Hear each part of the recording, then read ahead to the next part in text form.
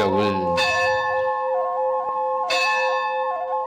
በሀገራችን በኢትዮጵያ በምስራቅ አሩሲ ሀገረ ስብከት በተከታታይ እየተፈጸመ ያለውን እየሰማችሁ ነው።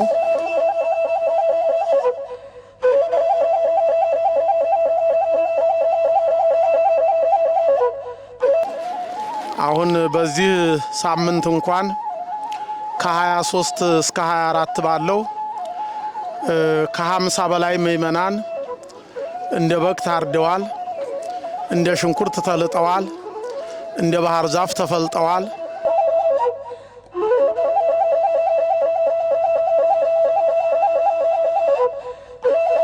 ብዙ መከራ ፈተና ምእመናኑ ደርሶባቸዋል።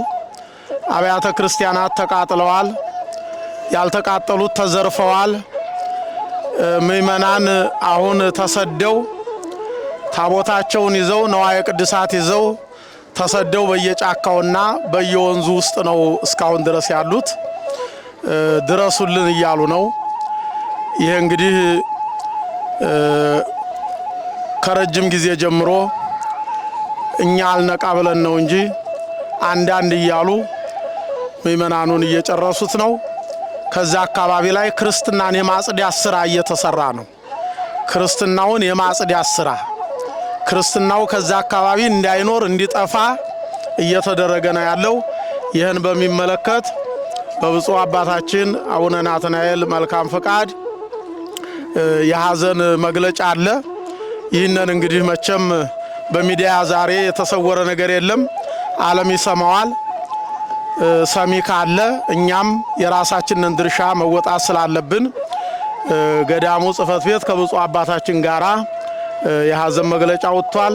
ይህንን በጽሞና እንዲታዳምጡ አሳስባለሁኝ። ግንቦት 26 ቀን 2018 ዓመተ ምህረት የሐዘን መግለጫ በቅድስት ሀገር ኢየሩሳሌም ገዳማት ሊቀ ጳጳስና ማህበረ መነኮሳት በአርሲ ሀገረ ስብከት በኢትዮጵያ ኦርቶዶክስ ተዋሕዶ ቤተክርስቲያን ምእመናን ወገኖቻችን ላይ የደረሰውን ጥቃት በተመለከተ የተላለፈ ወይንም የወጣ የሐዘን መግለጫ።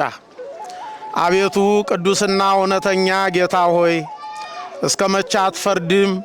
ደማችንንስ በምድር በሚኖሩት ላይ እስከ መቼ አትበቀለውም? ራእየ ዮሐንስ ምዕራፍ 6 ቁጥር 10። በምስራቅ አርሲ ሀገረ ስብከት በአስኮና በሸርካ በሆንቆሎ በዋቤና በሙኔሳ ወረዳዎች ከግንቦት 23 ቀን 2018 ዓመተ ምህረት ጀምሮ በንጹሃን ምእመናን ላይ የተፈጸመው ግድያ፣ የሰዎች መፈናቀል እንዲሁም ከአንድ ክፍለ ዘመን በላይ ያስቆጠረው የጠላታ ጨፋ ቅዱስ ገብርኤል ቤተክርስቲያን ሙሉ በሙሉ በእሳት መውደምና የመድኃኔ ዓለም ቤተክርስቲያን መዘረፍ ቤተክርስቲያናችንን እጅግ አሳዝኗታል፣ በጥልቅ ሐዘን ውስጥ ጥሏታል።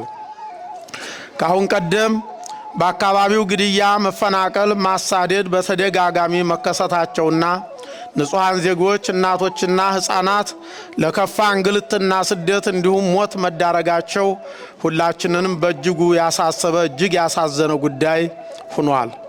በመሆኑም መንግስትና የጸጥታ አካላት ሕግና ስርዓትን የማስከበር እንዲሁም የዜጎችን ደህንነት የመጠበቅ ኃላፊነታቸውን በአስቸኳይ እንዲወጡ በጥብቅ እናሳስባለን።